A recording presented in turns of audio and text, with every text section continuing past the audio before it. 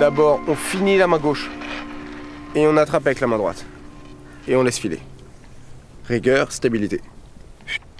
Non, alors, si je peux me permettre, en forçant moins, vous serez plus efficace. Qu'est-ce que vous dites?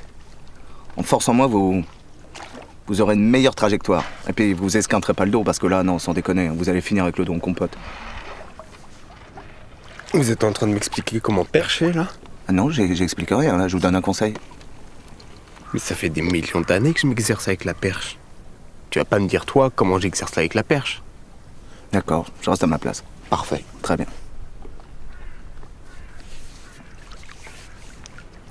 Les mauvaises habitudes, c'est terrible. Tenez, par exemple, mon oncle Didier. Alors ça, je sais pas pourquoi, mais il avait toujours la fâcheuse manie, quand il pelletait, de se pencher comme un abruti, en fait. Alors moi, je lui disais, tonton, faut plier les genoux, parce que sinon, ton dos... Enfin, ramez comme vous voulez. Voilà.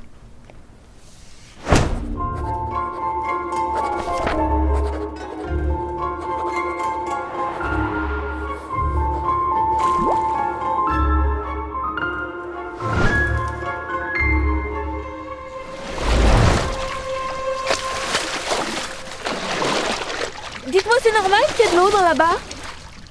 Ah merde, il y a une fuite. Non, je pense que c'est plutôt lié à la façon un peu étrange que vous avez de ramer. Ah non, mais pas du tout, ça c'est une nouvelle technique qu'on m'a apprise. En fait, c'est pour pas avoir mal au dos.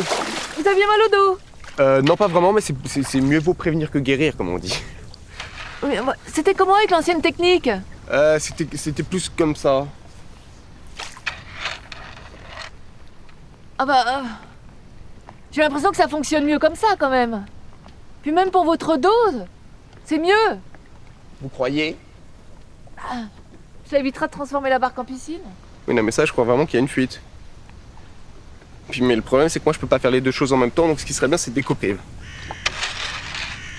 Alors après, c'est vous qui voyez, hein, mais la dernière fois qu'il y a eu une fuite, la barque, elle s'est remplie tellement vite d'eau qu'on a coulé avant d'arriver à l'autre rive.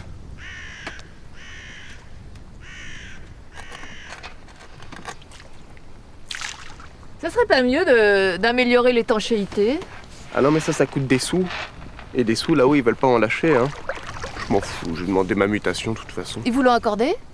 Ah non, parce que moi j'ai passé ma vie à demander ma mutation en Bretagne, j'ai jamais eu. Remarque, vous partez bien quand vous voulez, hein, y a personne pour vous surveiller. Ah non, ça marche pas comme ça, non. Comment ça marche pas comme ça, vous avez une femme et des enfants à charge? Non, c'est une bonne idée, mais non. Tu peux pas descendre de la barque. Il y a une forme d'enchantement, c'est un peu compliqué. Dans un des contes de Grimm, il y a un paysan qui doit accomplir des épreuves pour récupérer sa princesse.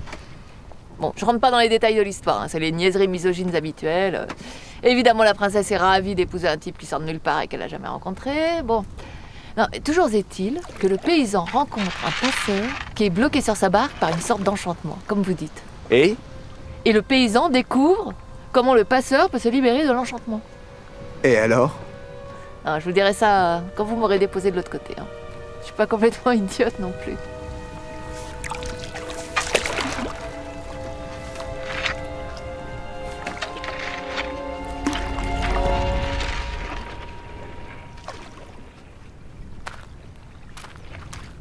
L'enchantement est lié à la perche. Si vous arrivez à donner la perche à un de vos passagers et à descendre à terre avant lui, vous serez libéré de l'enchantement. C'est votre passager qui devra ramer à votre place. Allez, bonne chance!